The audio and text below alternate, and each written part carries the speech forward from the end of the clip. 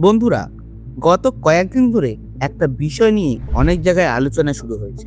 অনেকেই বলছেন, gas cylinder পাওয়া কি সত্যি একটু একটু করে কঠিন হয়ে যাচ্ছে? অনেক জায়গায় দেখা যাচ্ছে গ্যাস এজেন্সির সামনে লম্বা লাইন।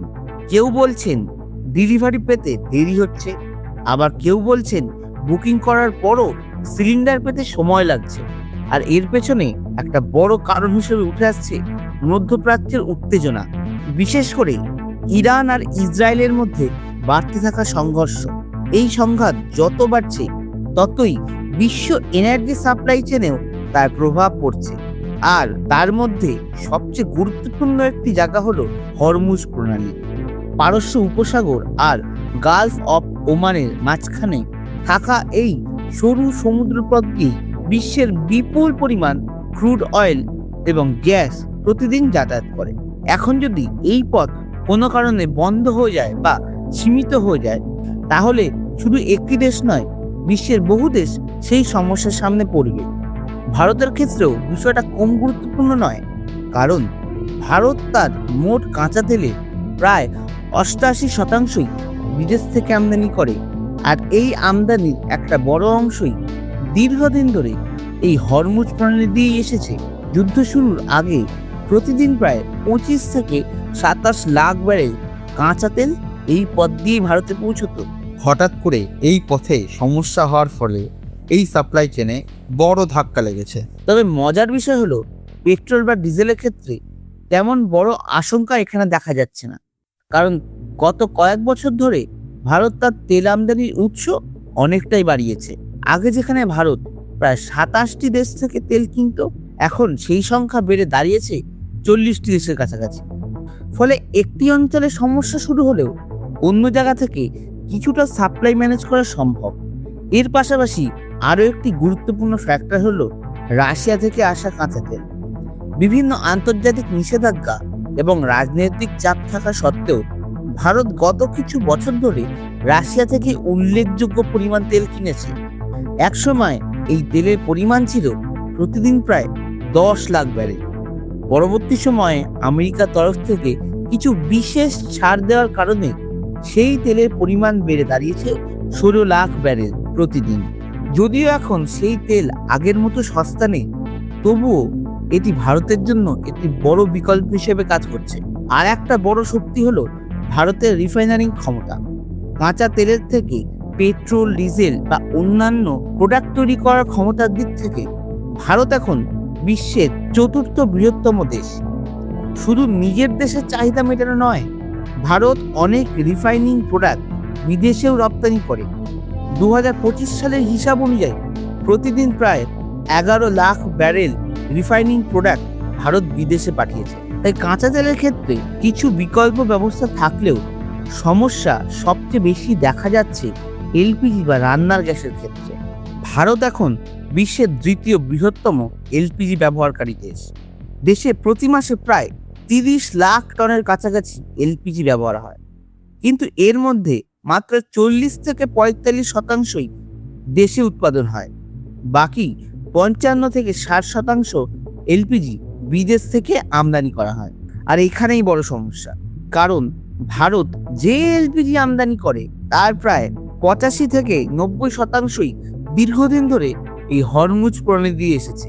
ফলে যখন এই পথে সমস্যা তৈরি হয়, তখন সরাসরি এলপিজি সাপ্লাই চেনেই শুরু হয় মহাবিপত্তি। পরিস্থিতি সামাল দিতে সরকার জরুরি পদক্ষেপ নিয়েছে। মার্চ মাসের শুরুতে একটি বিশেষ নির্দেশ জারি করা হয়েছে। বিভিন্ন রিফাইনারিগুলিকে এলপিজি উৎপাদন বাড়ানোর জন্য বলা হয়েছে।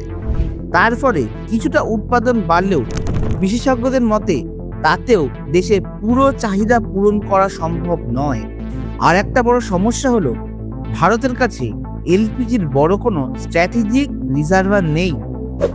কাঁচা তেলের ক্ষেত্রে যেমন মোংলার, পাদুর আর বিশাখাপত্তনমে বড় স্টোরেজ রয়েছে, এলপিজির ক্ষেত্রে এই ধরনের কোনো বড় ভান্ডার নেই। দেশে মাত্র 2টো বড় আন্ডারগ্রাউন্ড এলপিজি রিজার্ভার রয়েছে, একটি বেঙ্গালুরুতে আর একটি বিশাখাপত্তনমে। কিন্তু দুটির মোট ক্ষমতা এতটাই কম যে স্বাভাবিকভাবে তা দিয়ে দেশের মোট চাহিদা দুদিনও পুরোপুরিভাবে মেটানো সম্ভব নয়। তাতেই বোঝা যাচ্ছে এলপিজির ক্ষেত্রে ভারত অনেকটাই নিয়মিত উৎপাদন আর আমদানির উপরেই নির্ভরশীল। আর যখন আন্তর্জাতিক পরিস্থিতি অস্থির হয় তখন সেই চাপ সরাসরি সাধারণ মানুষের রান্নাঘর পর্যন্ত পৌঁছে যায়। এই কারণেই এখন একটা নতুন চিন্তা সামনে এসেছে, এলপিজির কি কোনো বিকল্প হতে পারে? সেই জায়গায় ধীরে ধীরে আলোচনায় উঠে এসেছে ইথানল। ইথানল আসলে একটি বায়োফ্লুইড। এটি মূলত আখ, ভুট্টা, চাল বা অন্যান্য স্টার্চযুক্ত ফসল থেকে তৈরি করা হয়। এতদিন পর্যন্ত আমরা ইথানলের কথা শুনেছি মূলত পেট্রোলের সঙ্গে মিশিয়ে ব্যবহার করার ফসল, কিন্তু গবেষণায় বলছে বিশেষ ধরনের স্টোভ ব্যবহার করলেই ইথানল দিয়ে রান্না করা সম্ভব। ভারত ইতিমধ্যে এমন কিছু পরীক্ষামূলক স্টোভ তৈরি করেছে যেখানে 50% ইথানল আর 50% পানীয় জলের মিশ্রণ দিয়েই রান্না করা সম্ভব। আর সেই আগুন অনেকটাই এলপিজির মতোই নিয়ন্ত্রণযোগ্য। এখন যদি বড় পরিসরে এই প্রযুক্তি ব্যবহার করা যায় তাহলে ভবিষ্যতে এলপিজির ওপর নির্ভরতা অনেকটাই কমানো সম্ভব।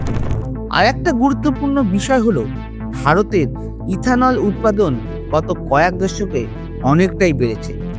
2014 সালে যেখানে উৎপাদন ছিল মাত্র 38 কোটি লিটার, এখন সেটি কয়েক গুণে বেড়ে গেছে। বর্তমানে দেশের মোট উৎপাদন কয়েকশো কোটি লিটার ছুঁয়ে ফেলেছে এবং উৎপাদন ক্ষমতা দ্রুত বাড়ছে। সরকার ইতিমধ্যেই আখের পাশাপাশি ভুট্টা এবং অতিরিক্ত চাল থেকেও ইথানল তৈরির অনুমোদন দিয়েছে। এর ফলে কৃষকদের জন্য নতুন আয়ের সুযোগ তৈরি হবে। ভারতে এখনো পর্যন্ত ইথানলকে পেট্রোলের সাথে মিশিয়ে ব্যবহার করা হচ্ছে। ভারত ইতিমধ্যেই 20% ইথানল ব্লেন্ডিং এর লক্ষ্য অর্জন করে ফেলেছে। তাই অনেক নীতি বিশেষজ্ঞরা এখন বলছেন যদি ভবিষ্যতে ইথানল থেকে রান্নার জ্বালানি তৈরি করা সম্ভব হয় তাহলে এলপিজির ওপর নির্ভরতা অনেকটাই কমতে পারে। এই পরিকল্পনা বাস্তবায়নের জন্য কয়েকটি ধাপ নিয়ে আলোচনা করা হয়েছে। প্রথমত, ইথানলকে আনুষ্ঠানিকভাবে কুকিং ফুয়েল হিসেবে স্বীকৃতি দেওয়া। দ্বিতীয়ত, বিভিন্ন রাজ্যে ছোট ছোট পাইলট প্রকল্প চালু করা। আর তৃতীয়ত, তেল কোম্পানির বিদ্যমান ডিস্ট্রিবিউশন নেটওয়ার্ক ব্যবহার করে মানুষের কাছে এটিকে পৌঁছে দেওয়া। যদি এই মডেল সফল হয় তাহলে ভারতের জন্য এর লাভ অনেকটাই বড় হতে পারে। একটি দেশে বিদেশ থেকে এলপিজি আমদানি করার জন্য যে বিপুল পরিমাণ টাকা খরচা হয় তা কমে যাবে। অন্যদিকে দেশের কৃষি উৎপাদন থেকে একটি বড় অংশ জ্বালানি হিসেবে তৈরি করা সম্ভব হবে। সব থেকে বড় কথা, ভবিষ্যতে যদি আবার কোনো আন্তর্জাতিক সংকট তৈরি হয় তাহলে হয়তো রান্নার গ্যাস নিয়ে সাধারণ মানুষকে কোনো চিন্তায় থাকতে হবে না। এখন প্রশ্নটা হচ্ছে, আপনাদের কি মনে হয়, সত্যি কি ভবিষ্যতে এলএনজির পাশাপাশি ইথানলও রান্নার জ্বালানি হিসেবে ব্যবহার করার যোগ্য হবে, নাকি এটি একটি ধারণা হিসেবেই থেকে যাবে? আপনাদের মতামত নিচে কমেন্টে জানাতে ভুলবেন না। আর ভিডিওটি যদি ভালো লেগে থাকে ভিডিওটিতে একটি লাইক করুন এবং ভিডিওটি বন্ধুদের সাথে শেয়ার করে দিন। আর চ্যানেলে নতুন হয়ে থাকলে চ্যানেলটিকে সাবস্ক্রাইব করে পাশে থাকা বেল বাটনটিকে অল করতে ভুলবেন না। দেখা হবে পরের ভিডিওতে। জয় হিন্দ, জয় ভারত।